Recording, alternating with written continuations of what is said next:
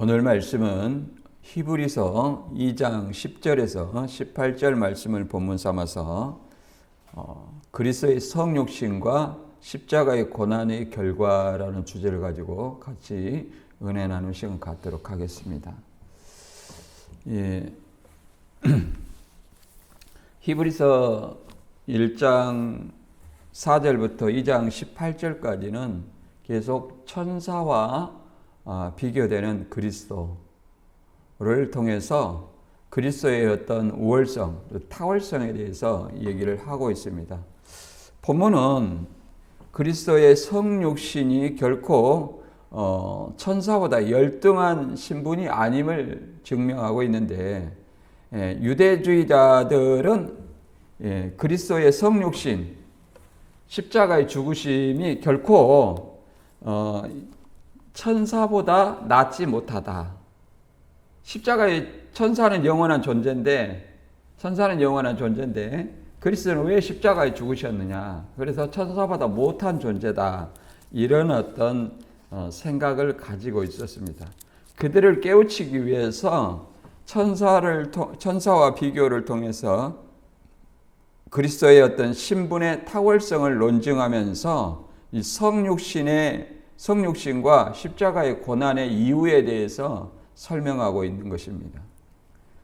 그리스도의 어떤 성육신한 이유는 인간의 어떤 죄사함, 또 자기 백성을 영광으로 인도하는 어떤 이유고, 또 사단을 소멸하기 위해서, 또 자기 백성을 사방 권세로부터 해방하기 위해서, 그 다음에 성도의 연약함을 체휼하기 위함이라고 설명을 합니다.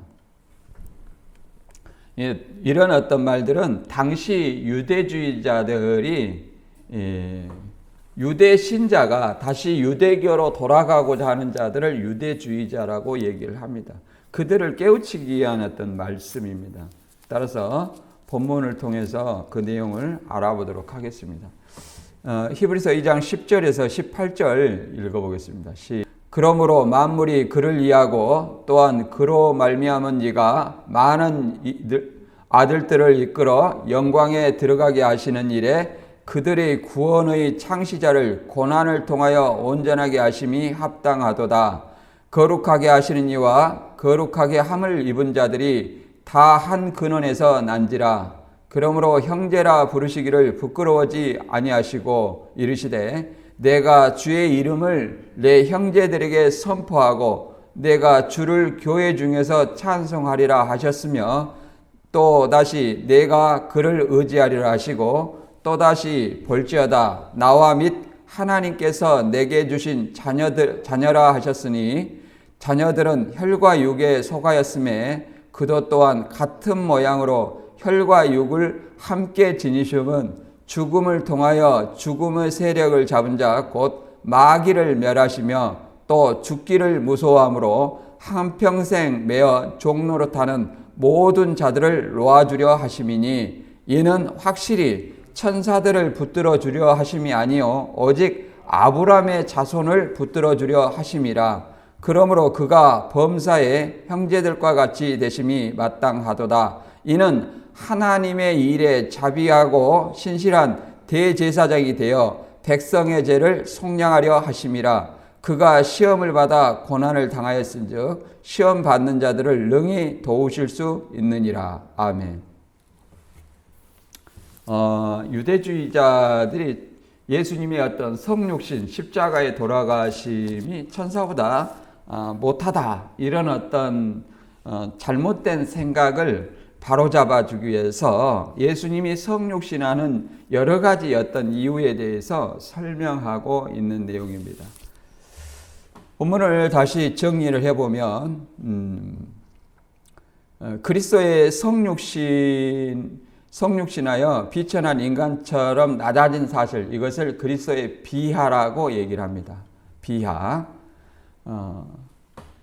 유대주의자들은 천사보다 못한 그리스도는 결코 경배의 대상이 될 수 없다, 이렇게 말합니다. 왜 천사보다 못하냐?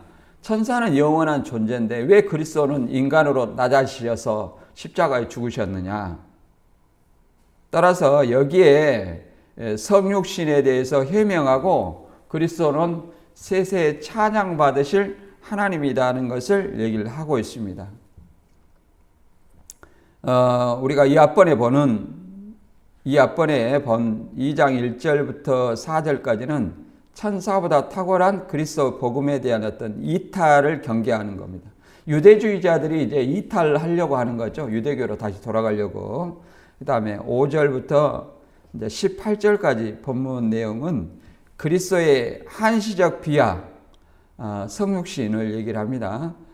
한시적 비하와 고난에 대하여 언급하며 복음을 배반하는 자에 대한 경고를 얘기를 하고 있습니다. 그래서 그리스도의 낮아지심은 하나님의 택한 자녀들을 대신 고난당하여 형제 삼으셨고 또 사망 권세를 가진 마귀를 멸망시켜 성도들을 죄와 죽음에서 구원하기 위함이다. 이렇게 말합니다.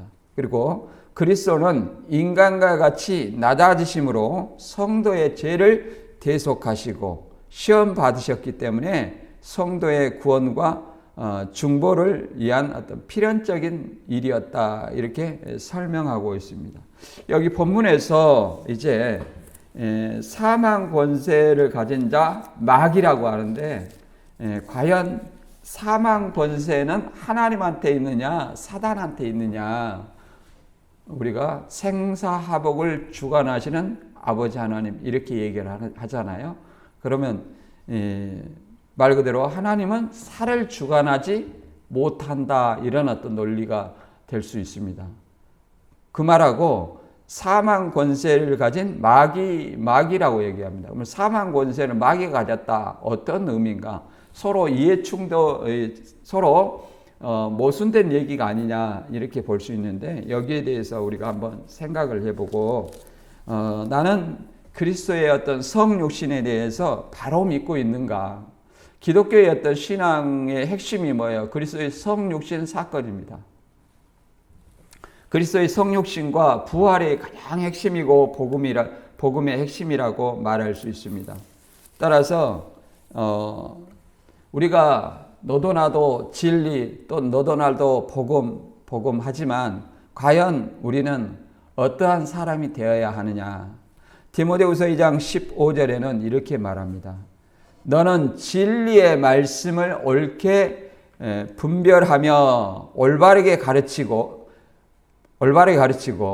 부끄러울 것이 없는 일꾼으로 인정된 자로 자신을 하나님 앞에 드리기에 힘쓰라. 그래서 옳게 분별하라는 말은 올바르게 가르치다 하는 말입니다. 바르게 나누어, 이런 어떤 뜻도 있습니다. 이거는 오르도토메오라는 헬라어의 뜻이 바르게 베다 또는 길을 내다라는 뜻을 얘기합니다. 올바르게 길을 열어주는 사람을 얘기를 합니다. 옳게 분별하여 옳게 가르치고, 그러면 진리의 말씀을 옳게 분별하는 자가 올바르게 가르칠 수 있는 것이죠. 그래야만 부끄러울 것이 없는 하나님의 일꾼으로 인정된다, 이렇게 우리가 이해를 해볼 수 있습니다. 또 더 나아가서 오늘 본문 말씀이 성육신 한 것이 천사보다 못한 존재냐, 그런 것이 아니라는 거예요. 초대 영지주의자들도 영은 선하고 육은 악하다, 이런 어떤 사상 때문에 그리스도는 절대로 육체로 오시지 않았다, 이 성육신을 부인하는 어떤 존재를 사도 요한은 적그리스도라고 얘기했습니다. 요한일서 4장 1절부터 3절까지 읽어보면 이 적그리스도가 따로 있는 것이 아니라 이걸 분명히 설명하고 있어요. 요한일서 4장 1절에서 3절, 사랑하는 여러분, 어느 영이든지 다 믿지 말고 그 영들이 하나님에게서 났는가를 시험하여 보십시오. 거짓 예언자가 세상에 많이 나타났기 때문입니다. 세상에 이제 영을 시험해라. 근데 왜 거짓 예언자가 많이 나타났다. 그 영들이 하나님에게서 낳는 게 사단이 낳는지 거짓 선지자가 많이 났다는 거예요. 그래서 시험해 보라는 거죠. 2절에 어떤 사람이 거짓 선지자고 적그리스도인지 또 하나님에 속한 영인지 4장 2절과 3절에는 이 성육신을 인정하는 자는 하나님에게서 난 자고 성육신을 부인하는 자는 사단에게서 난 자다. 이렇게 분류를 하고 있습니다. 여러분은 하나님의 영을 이것으로 알 수 있습니다. 곧 예수 그리스도께서 육신을 입고 오셨음을 시인하는 영은 다 하나님께서 난 영입니다. 그러니까 예수 그리스도께서 육신을 입고 오셨다. 이게 뭐예요? 성육신입니다. 요한복음 1장 14절에 말씀이 육신이 되어 이렇게 말하죠. 성육신을 얘기합니다. 3절에 그러나 예수를 시인하지 않은 영은 다 하나님에게서 나지 않은 영입니다. 그것은 그리스도의 적대자의 영입니다. 여러분은 그의 영이 올 것이라는 말을 들었습니다. 그런데 그 영이 세상에 벌써 와 있습니다. 예수를 시인하지 않는 영, 성육신한 예수를 시인하지 않는 영을 얘기를 합니다. 성육신한 예수를 시인하지 않는 영. 이런 자들은 다 뭐예요? 적그리스도 영입니다. 그래서 신천지는 예수님의 어떤 하나님이 육신으로 오셨다. 이걸 부인하잖아요. 그냥 사람으로만 옵니다. 얘기를 합니다. 그렇기 때문에 신천지는 이단이라고 말할 수 있습니다. 적그리스도 영이라고 말할 수 있습니다. 또 이만희 씨는 적그리스도라고 말할 수 있겠죠. 10절에는 9절 10절 읽어볼게요.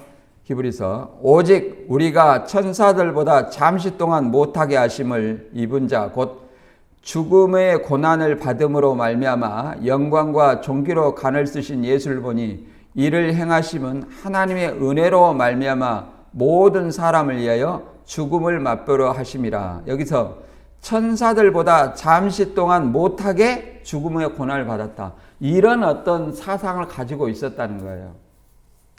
이런 생각을. 그렇기 때문에 유대주의자를 이런 어떤 생각을 깨우쳐주기 위해서 이렇게 모든 사람을 위해서 죽음을 대신 맛보신 것이다. 이렇게 얘기를 합니다. 10절에는 그러므로 만물이 그를 위하여 또는 만물이 그를 위하고 또한 그로 말미암은 이가 많은 아들들을 이끌어 영광에 들어가게 하시는 일에 그들의 구원의 창시자를 고난을 통하여 온전하게 하심이 합당하도다. 이렇게 말합니다. 십자가의 어떤 죽음은 천사보다 못한 것이 아니라 모든 사람을 위해서 십자가의 죽음을 맛보셨다. 그러므로 말미암아 모든 만물이 그를 위하고 또 많은 아들들을 이끌어 영광에 들어가게 하시는 일에 그래서 대신 십자가에 맛보셨기 때문에 영광에 들어가는 일을 하기 위해서 성육신 하셨다. 영광에 들어가게 한다는 것은 궁극적인 구원을 얘기를 하고 재림 때 구속을 얘기를 합니다. 이래 그들의 구원의 창시자 예수 그리스도를 뭐라고 말합니까?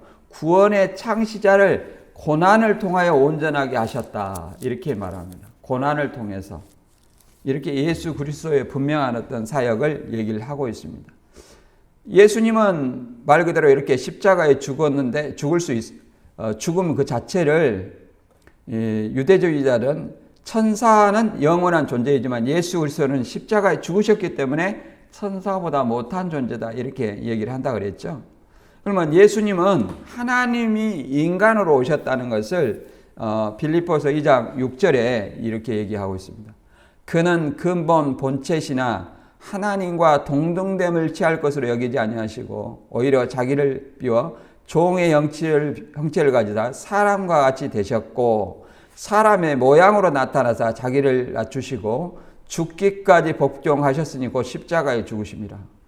이 하나님의 본체, 하나님과 같은 하나님인데 예수님은 종의 형체, 인간의 형체로 오신 이유가 뭐냐? 죽기까지 복종하셨으니 십자가에 죽으심이라. 왜 죽으셨느냐? 마태의 20장 28절에 보면 인자가 온 곳은 많은 사람을 위해서 자기 목숨을 대속물로 주려 하십니다. 이렇게 얘기했습니다. 대속 제물로 주게 하기 위해서 오셨다고 얘기를 하는 거예요. 십자가에 또 지실 때 우리는 이걸 얘기를 합니다. 예수께서 십자가에 돌아가실 때 엘리 라마 사박다니 하시니 이는 곧 나의 하나님 나의 하나님 어찌하여 나를 버리시나이까 이렇게 얘기를 합니다. 이거는 무슨 뜻입니까?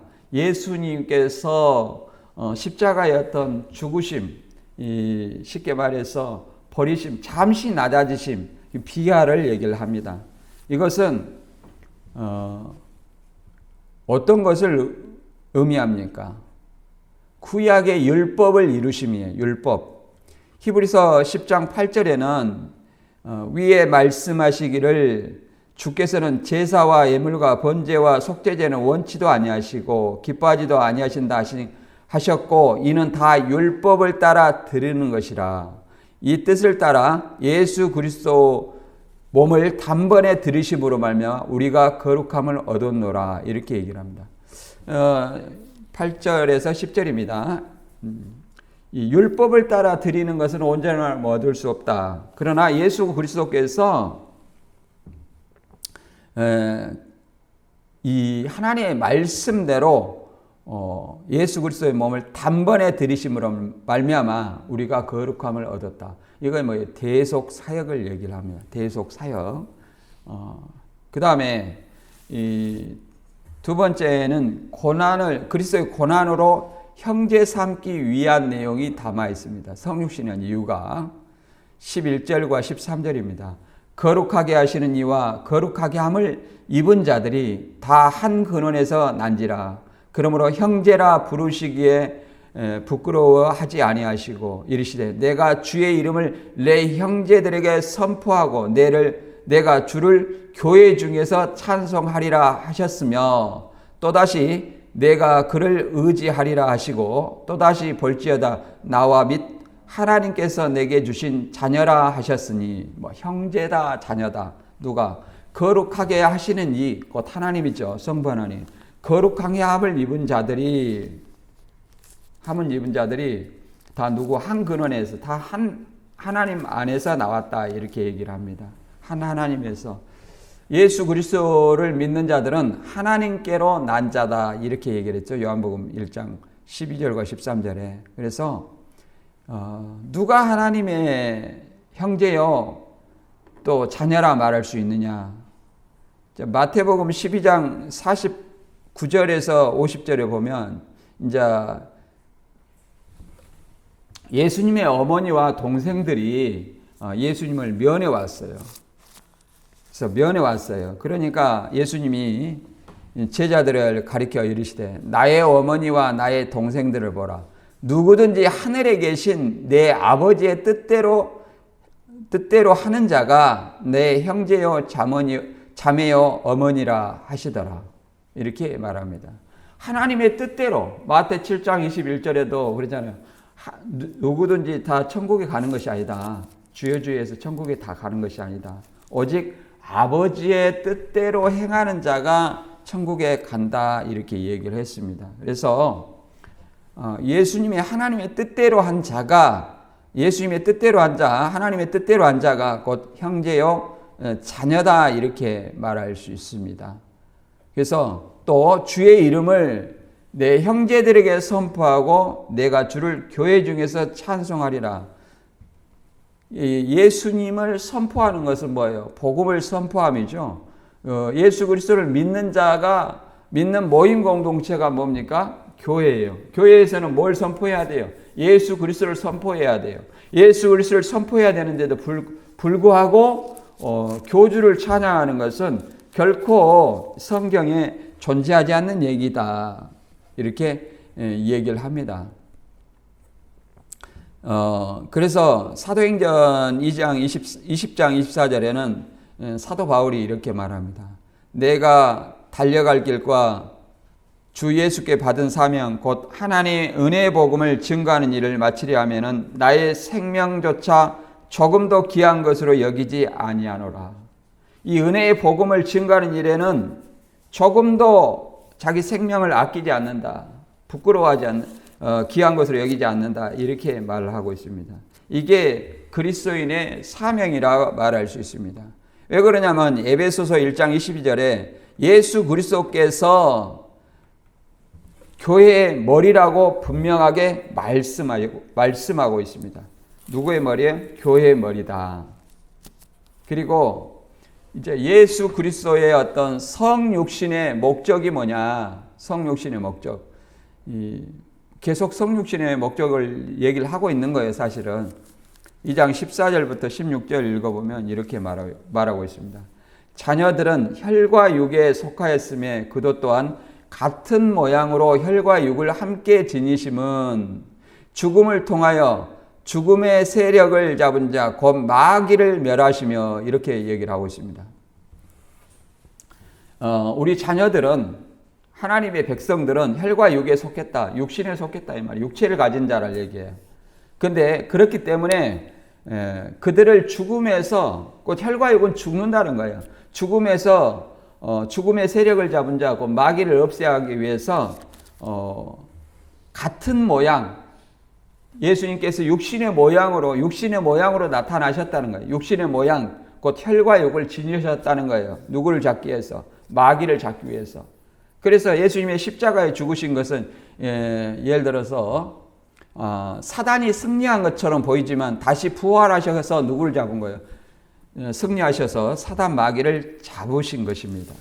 그래서 십자가와 부활을 통해서 보좌 우편에 앉으셨죠. 그러므로 누구를 잡은 거예요? 사단 마귀를 잡았다 이렇게 얘기를 합니다. 그래서 에베소 2장 2절에는 그때 너희는 그 가운데서 행하여 이 세상 풍조를 따르고 공중 권세를 잡은 자를 따랐으니 곧 지금 불순종의 아들들 가운데 역사하는 영이라. 불순종의 아들들 가운데 역사하는 영, 공중 권세 잡은 자, 곧 사단 마귀를 얘기를 합니다. 그러나 예수님이 십자가와 부활을 통해서 누구를 이겼어요? 사단 마귀를 이겼어요. 그래서 계시록 12장 9절에는 이제 예수님이 십자가 부활을 통해서 보좌 우편에 앉으셨기 때문에 이겼습니다. 그래서 이걸 요한복음 16장 33절에는 내가 세상을 이겼노라, 그 말은 이미 이길 것을 선포하는 거예요.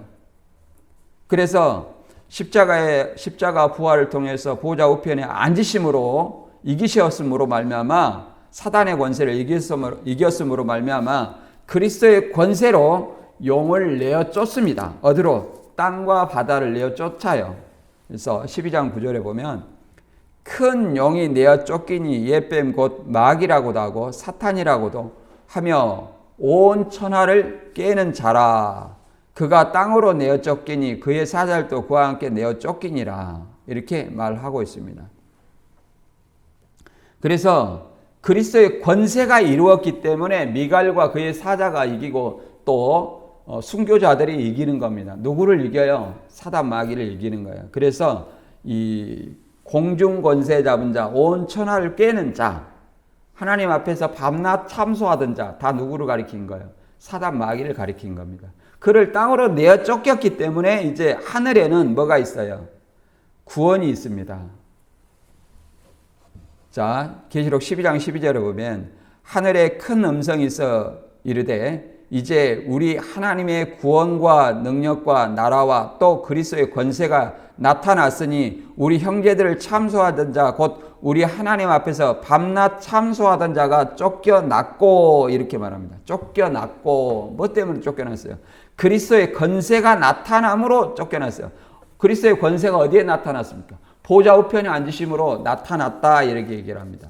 그래서 이제 영계 하늘에는 하나님의 구원과 능력과 그리스도의 권세가 이루어졌다 얘기를 합니다. 그래서 용이 사단 마귀가 있을 것이 없어요. 그래서 천상교회 성도들을 이긴 자라고 말합니다. 이긴 자, 과거형으로 얘기를 하죠. 그래서 승리한 교회, 천상교회 이렇게 말합니다. 신천지는 이것을 갖다가 84년에 하나님 나라가 이루어졌다 이렇게 얘기하지만 이것은 이 땅에 육계를 얘기를 하는 것이 아닙니다. 영계, 하나님이 계시는 영계를 얘기하는 거예요. 영계. 더 이상 하늘에 그리스도의 권세가 보좌에 앉아서 그리스도의 권세가 이루어졌기 때문에 사단 마귀는 땅으로 내쫓겨서 이제 하늘에서 구원과 능력이 이루어졌다는 것이지 이 땅에 이루어졌다는 건 아니에요.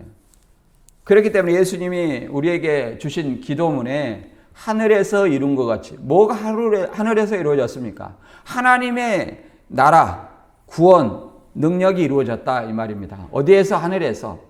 이 땅에 이루어지게 하리다. 이 땅에 언제 이루어져요? 이 땅에 하나님의 구원과 능력과 하나님 나라가 언제 이루어지냐? 12절에 보면 이렇게 말합니다. 그러므로 하늘과 그 가운데 거한 자들은 즐거워하라. 그렇죠? 쫓겨났기 때문에 즐거워하라. 그러나 땅과 바다는 화 있을진저 이는 마귀가 자기의 때가 얼마 남지 않은 줄 알므로 크게 분내어 너희에게 내려갔음이라 하더라. 자, 땅과 바다.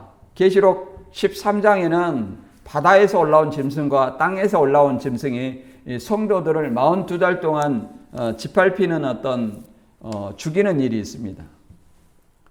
영의 대언자가 바다 짐승이고 땅 짐승입니다. 그들이 온갖 박해와 미혹으로 인해서 이 땅의 백성들을 하나님의 계명을 지키는 그리스도인들을 미혹하고 있습니다. 그래서 땅과 바다는 화가 있다 이렇게 얘기합니다. 그러나 언제까지냐? 자기의 때가 얼마 남지 않았다 이렇게 얘기를 합니다. 자기의 때는 언제예요? 자기의 때. 자기의 때는 예수 그리스도의 재림 때를 얘기합니다. 재림 때. 예수 그리스도 재림하면 계시록 19장 20절에 짐승과 거짓 선지자 불못에 들어간다고 했죠. 그래서 예수 그리스도 재림으로 말미암아 짐승과 거짓 선지자 불신자들은 불못에서 고통받게 되어 있습니다. 그리고 계시록 20장 10절에는 이제 용을 잡았었는데 그 용까지라도 불과 유황못에 던지우는 사건이 있습니다. 천년 후죠. 예수님 재림 때 용 잡고 짐승과 거짓 선지자, 적그리스도와 거짓 선지자, 불신자들을 불못에 넣고 이제 천년 후에 뭐하냐? 또 그들을 미혹하는 마귀가 불과 유황못에 던지니 거기는 그 짐승과 거짓 선지자도 있어 세세토록 밤낮 괴로움을 받으리라. 이렇게 말합니다. 그래서 먼저는 예수 재림 때, 이거는 역사적 전천연설 견해입니다. 예수 재림 때에 적그리스도를 상징하는 짐승, 거짓 선지자, 땅의 짐승, 이 두 존재는 온갖 거짓 선지자와 적그리스도를 상징하는 존재입니다. 그리고 불신자들은 그 아래 있죠. 그러므로 예수 그리스도 재림으로 말미암아 예수를 믿지 않는 모든 자들이 불못에 들어가고 믿는 자들은 이제 새하늘 새 땅에서 사망과 슬픔과 애통이 없는 영원한 영생의 세계를 맛보는 이런 어떤 축복을 누리게 됩니다. 그래서 성경은 항상 영생과 영벌입니다. 그래서 예수님께서 이렇게 마귀를 멸하는 것은 또 우리가 어떻게 생각해 볼 수 있냐면 사망 권세를 잡은 자 마귀라고 그랬는데 또 하나님도 생사화복을 주관하신다 그랬죠. 생사화복. 그럼 이 두 말이 모순이 아니냐, 우리가 이것을 제가 서두에 잠깐 의문을 제기했었습니다.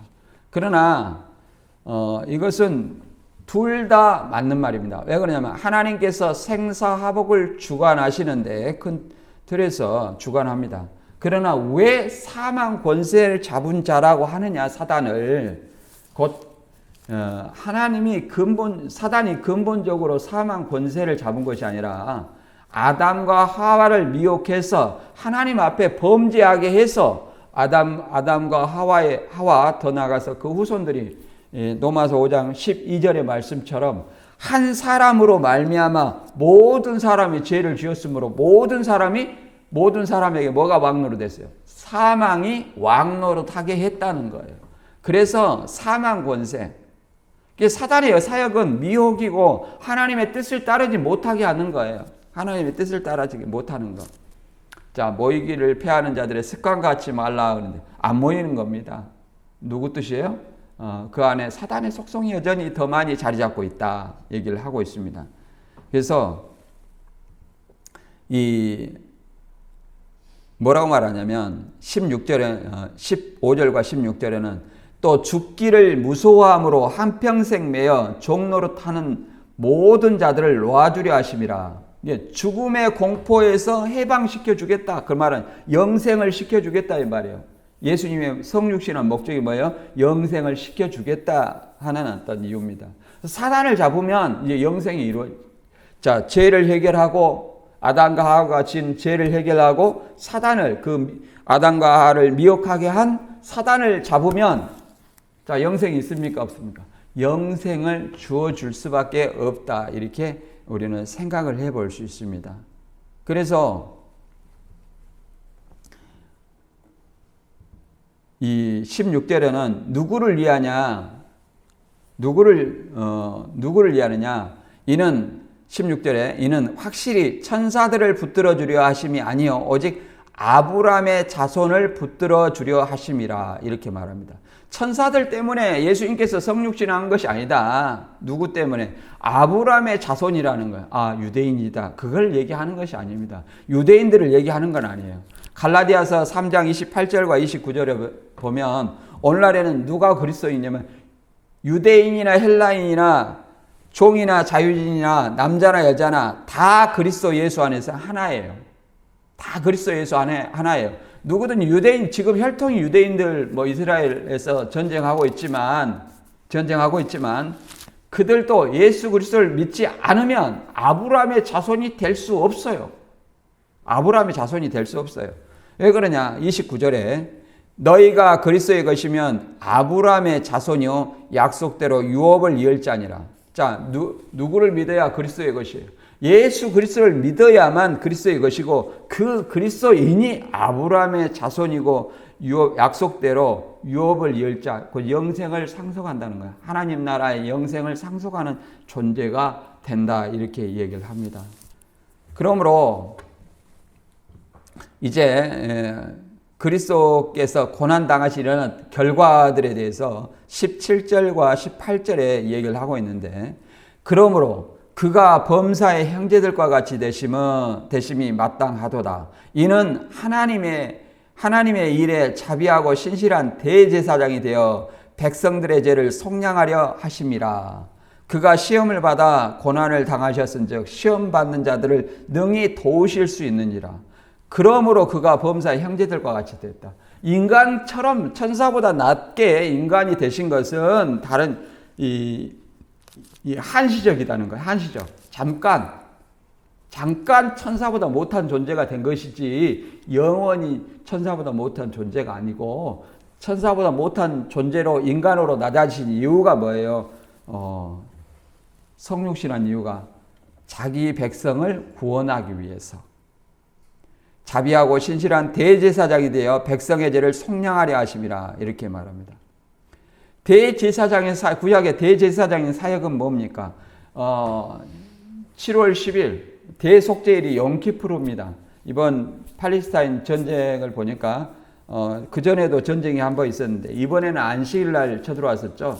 그 전에는 대속죄일날, 대속죄일은 뭐라고 말하냐면 용키푸르라고 합니다. 용키푸르 때 그 팔레스타인이 이스라엘을 침노했다고 얘기를 하잖아요.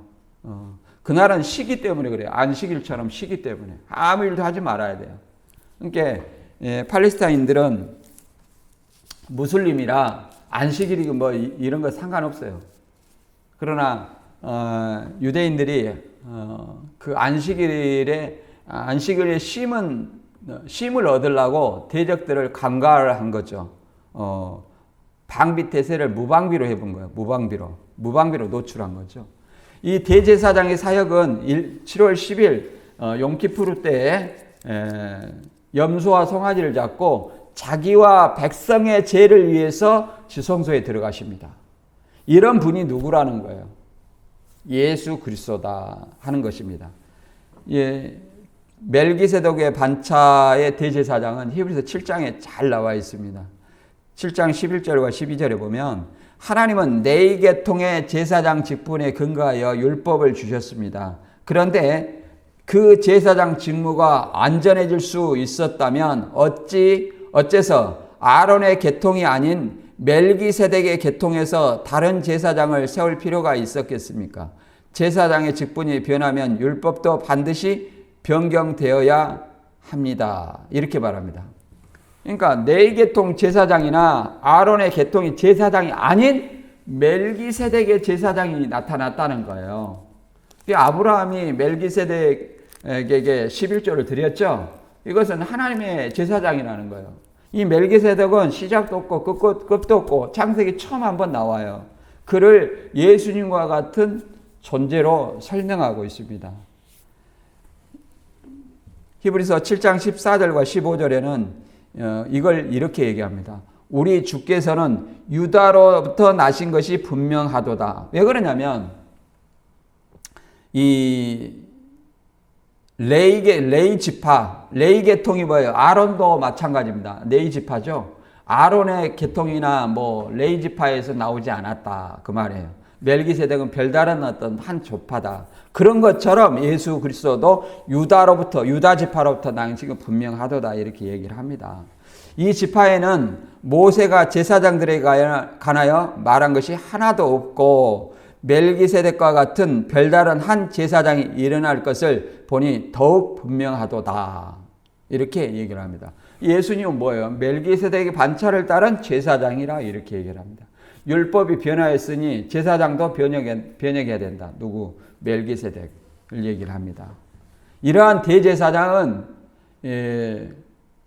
구약에는 자기와 백성의 죄를 위해서 하나님 앞으로 나아가셨듯이 이런 어떤 멜기세덱의 반차를 따른 대제사장 예수 그리스도는 우리의 죄를 위해서 우리의 죄를 위해서 대제사장 되셔가지고 하나님 앞으로 나아가셨다는 사실을 우리는 알아야 됩니다. 히브리서 4장 15절에는 이렇게 말합니다. 우리에게 있는 대제사장은 우리의 연약함을 동정하지 못하실 리가 아니요 모든 일에 우리와 똑같이 시험을 받으시니로되 죄는 없으시니라. 그러므로 우리는 긍휼하심을 받고 때를 따라 돕는 은혜를 얻기 위하여 은혜의 보좌 앞에 담대히 나아갈 것이니라. 이렇게 말합니다. 우리에게 있는 대제사장 예수 그리스도는 우리의 연약함을 동정하지 못할 것이 아니다. 우리의 연약함을 채우하시고 우리와 똑같이 시험을 받았기 때문에 우리 시험 받는 우리를 도우실 수 있다. 그런데 우리와 같은 죄가 있어요, 없어요? 없다. 그러므로 때를 따라 돕는 은혜를 위하여 그러잖아요. 은혜를 위하여서 어디에 나간다는 거예요? 이 은혜의 보좌 앞에. 은혜의 보좌 앞에라는 것은 말 그대로 이 하늘 보좌를 얘기합니다. 하늘 성소 그 보좌를 얘기를 합니다. 우리가 예수 그리스도를 통해서 하늘 보좌 앞으로 나아갈 수 있다. 계시록 3장 21절에 이긴 자는 내 보좌에 함께 해주겠다. 이런 어떤 말과 같습니다. 그리고 이런 어떤 대제사장은 시험을 받아 고난을 당하였은즉 시험 받는 우리를 도우신다 이렇게 얘기합니다. 그래서 요한일서 2장 1절에는 이렇게 얘기를 하죠. 나의 자녀 여러분, 내가 여러분에게 이렇게 쓰는 것은 여러분으로 하여금 죄를 짓지 않도록 하려는 것입니다. 누가 죄를 짓더라도 아버지 앞에서 변호해 주신 분이 우리에게 계시는데 곧 의로우신 예수 그리스도이십니다. 그러니까 죄를 짓지 않게 이 말씀을 쓰는데 더 나아가서 누가 혹 죄를 짓더라도 아버지 앞에서 우리에게 대제사장이 변호해 주시는 예수 그리스도가 계신다는 거예요. 예수님이 우리의 죄를 대신 변호해 주신다. 어떤 사람을 변호해 주셔요? 예수 그리스도의 이름으로 회개하면 죄를 짓고 아무 어떤 무감각해 갖고 양심의 어떤 화인 맞아 가지고 입만 열면 거짓말하는 그런 자들을 위해서 대언해 주시는 분이 아닙니다. 내가 죄를 지었다면 반드시 예수 그리스도의 이름으로 회개하는 회개가 있어야 돼요. 회개하면 예수님께서 하나님 보좌 우편에서 뭐 해 주셔요? 우리를 위해서 죄를 변호해 주신다. 죄를 사해 주신다는 말입니다. 본문 내용을 다시 한번 정리하면 그리스도 성육신과 십자가의 어떤 이유는 유대주의자들이 십자가, 예수님께서 십자가 지신 것은 천사보다 못한 존재가 아니냐, 따라서 경배 대상이 될 수 없다고, 이런 어떤 주장에 대해서 성육신에 대해서 해명하고, 이 낮아지는 것은 결국 한시적이다, 잠깐, 그리고 그 이유에 대해서 설명하는데, 인간의 죄를 사하시고 우리를 하나님 앞으로 인도하시고 또 사단을 소멸하고 또 우리 백성, 사망 권세 아래 있는 당신의 백성을 해방하기 위해서, 그 다음에 성도의 연약함을 최유하기 위해서 예수님께서는 십자가 고난을 당하였다, 이렇게 얘기를 합니다. 따라서 우리는 우리 대신 십자가에 지신 예수 그리스도, 그 십자가의 은혜를 결단코 잊지 않고, 이 은혜를 은혜의 복음을 나만 알 것이 아니라 많은 사람들에게 본이 되고 또 그 은혜의 복음을 담대히 전하는 저와 여러분이 되시길 주님의 이름으로 축원합니다.